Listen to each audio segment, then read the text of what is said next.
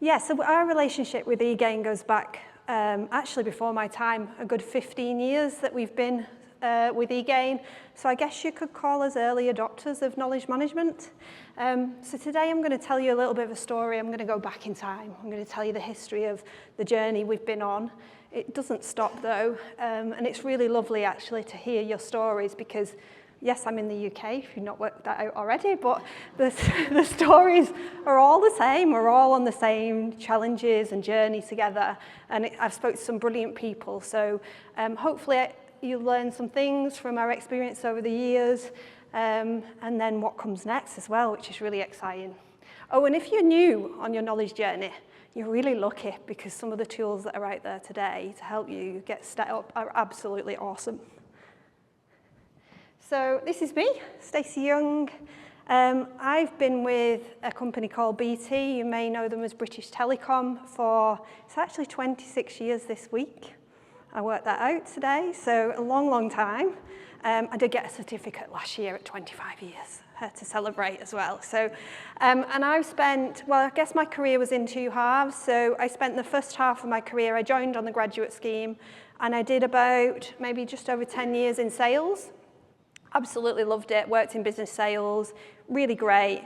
Then I had my children and I moved into customer service. And I don't know whether there's something in that, but I just felt really comfortable in that world after that. So I spent a long, long time in transformation roles, leading on different customer service projects. And then about 8 years ago, I got asked to come along and support the consolidation of knowledge management. And at the time, eGain was the provider within EE, which is one of the brands that we look after. But also we had, I think it was 15 knowledge management solutions across BT. So lots of consolidation needed to happen. So a little bit about who we are. Who's heard of British Telecom? Stick your hands up. Okay, what about Everything Everywhere? EE? Few people. So EE was T-Mobile and Orange in the UK. They merged and became Everything Everywhere. And then I think people struggled to remember the name, so it then got shortened to EE. And then around 10 years ago, BT purchased EE. And we also have a very small brand called PlusNet, which I know there's one person whose mum is in the UK, I think, who knows PlusNet in the room, but maybe not too many of you. They're quite a small service provider. So they're the three brands that sit under consumer. We sell mobile and fixed broadband solutions. We also sell devices. We're in the gaming market as well and in electronics. So moving into different areas as well.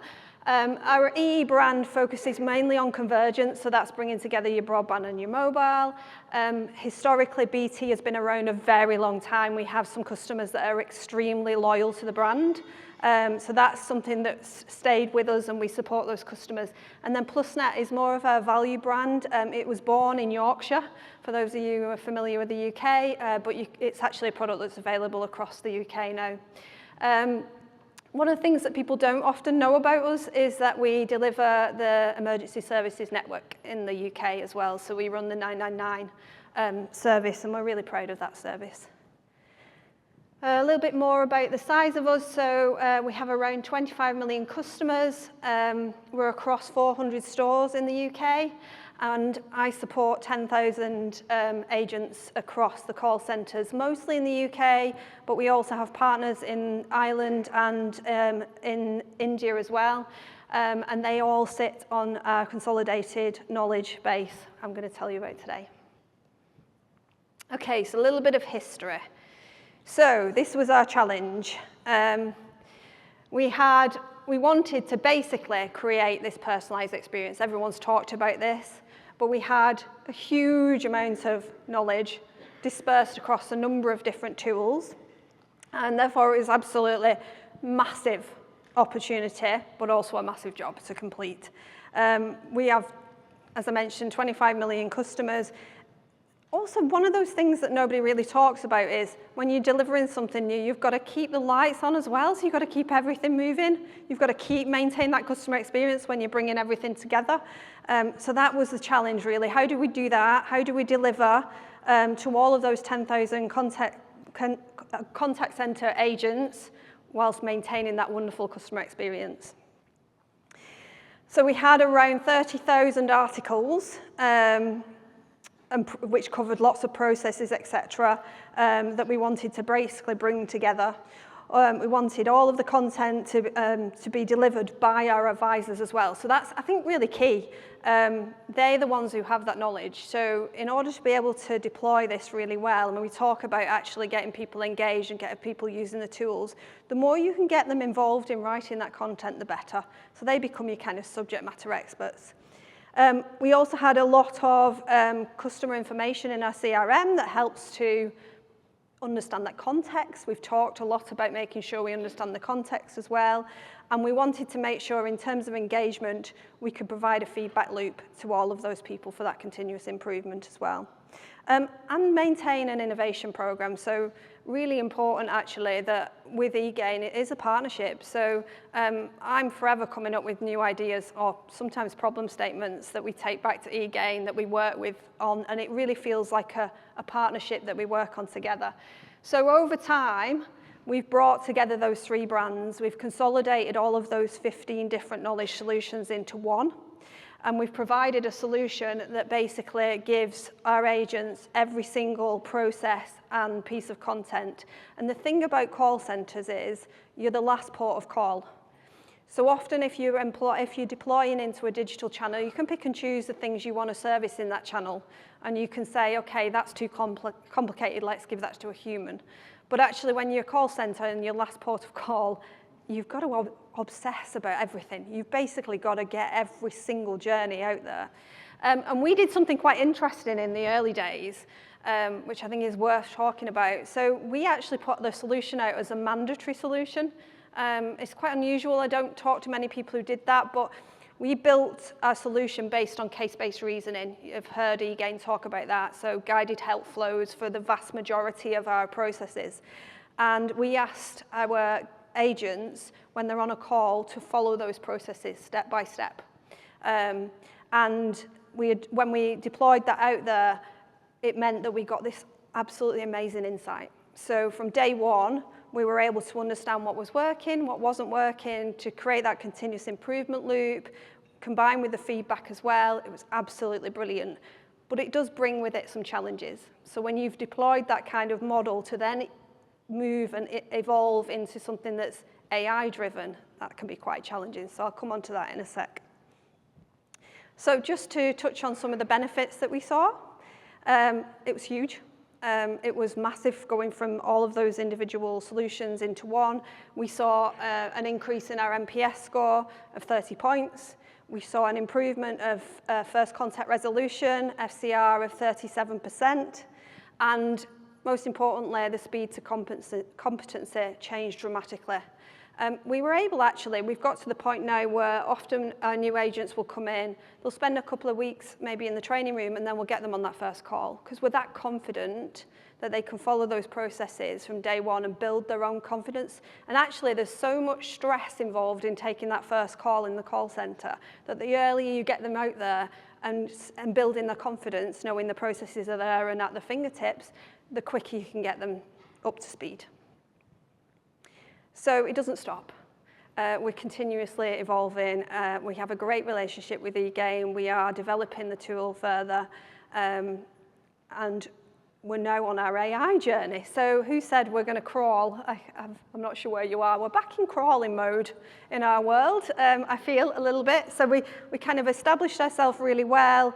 We've got a solution that we know is being used. The kind of conformance rate is around 80%, something like 500,000 sessions a week. So we know the tool's really well used and engaged, and we have a high engagement across the call centers. But we know there's a massive opportunity to now become more efficient. And we know that actually what agents are telling us is that there's opportunity for them to find information quicker. So sometimes when the knowledge base becomes so big, it actually becomes quite difficult to find things. And that's where I think AI and instant answers in particular is going to really help us. So we've 10,000 articles, we've 10,000 guided help flows today. It's quite a lot. with multiple brands, as I mentioned, with multiple products. It's quite complex, our organisation as well. So we have a lot of diagnostic flows, we have a lot of triage, very complicated. I have no trees on mine, but actually we have lots of branches within our decision trees, basically. Very complex processes. And we do get a lot of feedback, so we do get engagements. We get around 700 pieces of feedback a week, and it's quite difficult. I've got a very small team, 28 designers. We have to maintain that knowledge base for all the new change coming in, but also keep a tab on in-life improvements as well. And that's really challenging. I don't know whether anybody else feels that, but that balance of trying to maintain the knowledge in life, keep everything moving from a new change perspective with a small team, often the housekeeping and the feedback is the last thing that happens. So that's our challenge, really. How do we bring a Gen AI solution in to streamline all of that, to improve our search content, etc.? And that's where we're at today. So we did, back a few months ago, we did a survey out to all of our agents, and out of the 10,000, around 1,300 of them completed that survey, which is massive. It just shows, I think, they want to help us improve as well. And what they told us is that 25% of them told us that actually they felt that Albert, that's our knowledge solution, I should have probably said that earlier, but we call it Albert, is no longer fit for purpose in terms of answering their queries. And when we dug a little deeper into that, what they were effectively saying is actually guided help flows on every session is just slowing us down. We want the opportunity to be able to find things much quicker than that. And they want choice. They want to know, they want to use the tool when they need it, but they want choice, and they want to feel empowered as well. They also told us, and this is where the opportunity is for me, that it takes them around 3 minutes to find the right information. So that's a huge opportunity. We have 500,000 sessions of Albert run every single week with a 3-minute opportunity. It's huge. Guides in particular would really like the search function to be improved, and in particular what they're looking for there is context. So I've talked about the fact that if we've got loads of customer data, if we can push that into the knowledge solution to support the generic knowledge, it really starts to personalize that experience for our guides. And they felt that it would be more effective if it was actually a different user experience. I'm going to talk a little bit about that. It's integrated within what is our Advisor Hub solution today. And actually, what they realize now is that knowledge management is such a powerful part of what they do. They want that as a standalone user experience. So that's something we're working on too.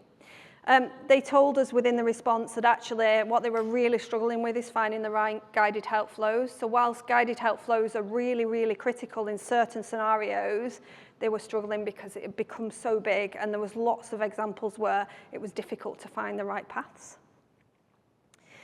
We then did a further detailed analysis, and this is where we start to bring the agents back into our world to help us build the solution for instant answers.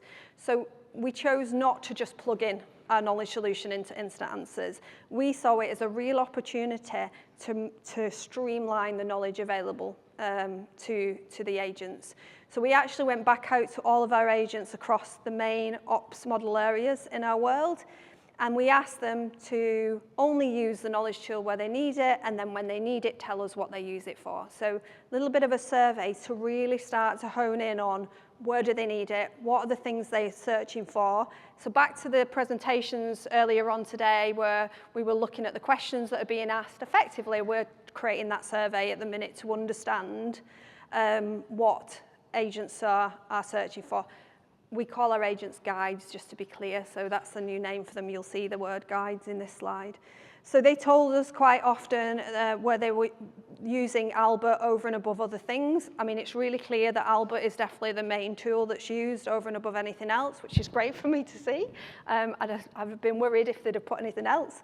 And then they broke down some of the areas that they really need help with. That's really helped us to shape the knowledge that will sit behind our instant answers solution. So that's where we're at.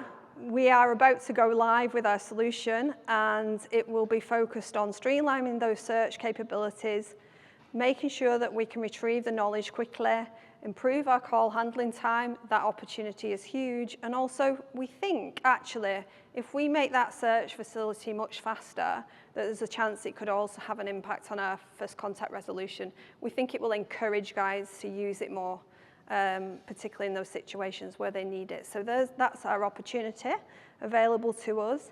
We're also making use, and this has been brilliant, like a game changer for the size of my team. We're also making use of Assist GPT.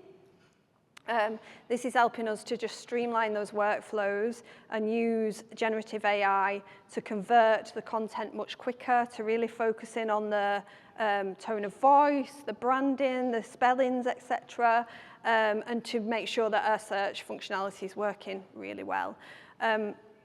As I said, if you're on the journey now, you're really lucky because these new tools that are coming out are really going to help with some of these things. I think in particular, one of the things we're really interested in trying to look at is how do we convert some of our really complicated guided help processes into content that works with the generative AI solution. So I was really excited to see the product earlier today that I think is really going to help us to do that.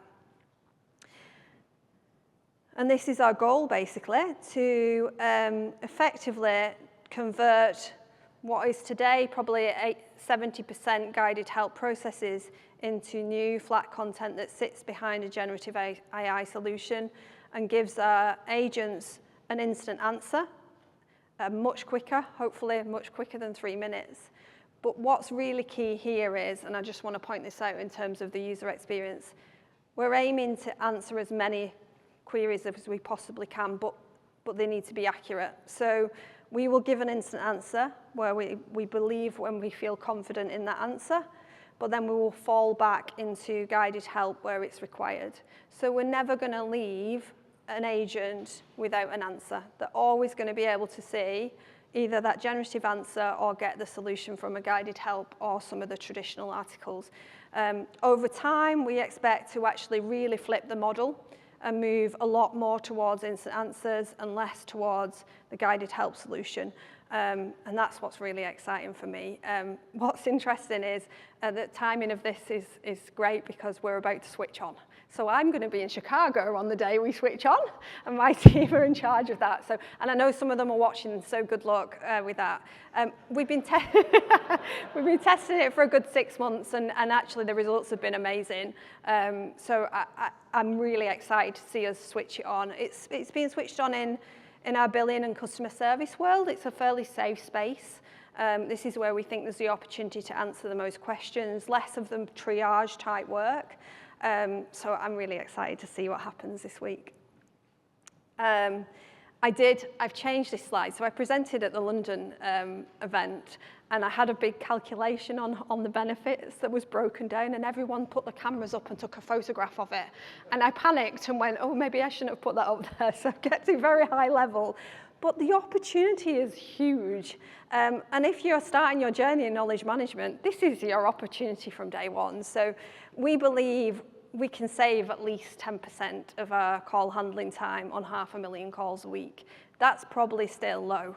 There's probably a lot more to go after. And I think the more you get the tool out there, the more you get people using it, the more opportunity there is. You start to understand where it's working, where it's not, and you can start to tweak it.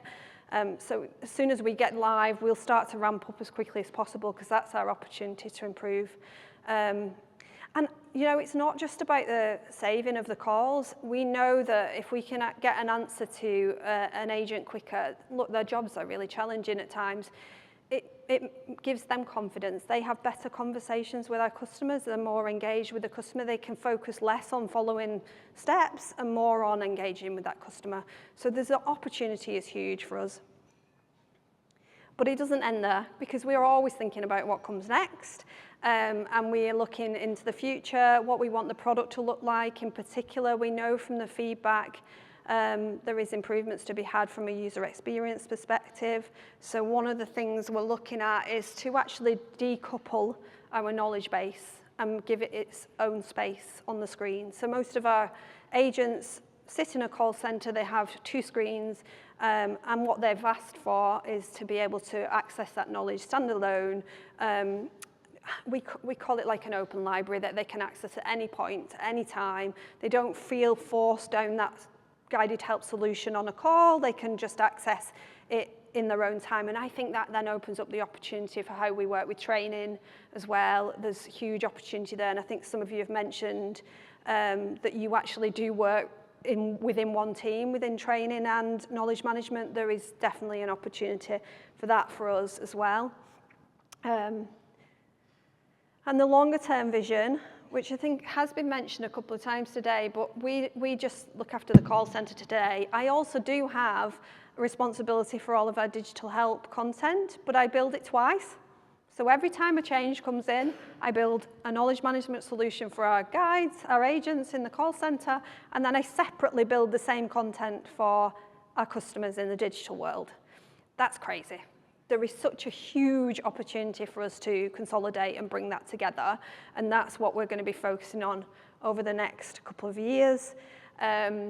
We currently have, so the knowledge that we sit within our digital space also feeds our chatbot, which is known as Amy. It feeds our digital IVR. There is a massive opportunity for us to use that central knowledge solution powered by a generative AI instant answers solution to power all of our channels and create that end-to-end omni-channel experience with a true baton pass as well. So if a customer chooses to start in one channel and wants to then move and speak to an agent, the agent knows what's happened to that customer. Today, that would be a standalone experience. So the opportunity is huge. And if we can combine that with all of the data that's available to us to create that personalized experience, I think we can really turn around customer experience for every single one of our customers. So that's me, that's where we're at. We're on a journey, it's never ending, it's really exciting. I've never been in a job for this long, so I think it's 8 years now that I've been in knowledge management. It feels like I could do another 8, to be honest, because there's so much going on in this space. I've really enjoyed talking to you all today, individually as well. It's great to hear your stories. If you want to come and chat to me about any of the experiences we had, if you're just starting out as well, I'm really up for a conversation. So thank you for listening.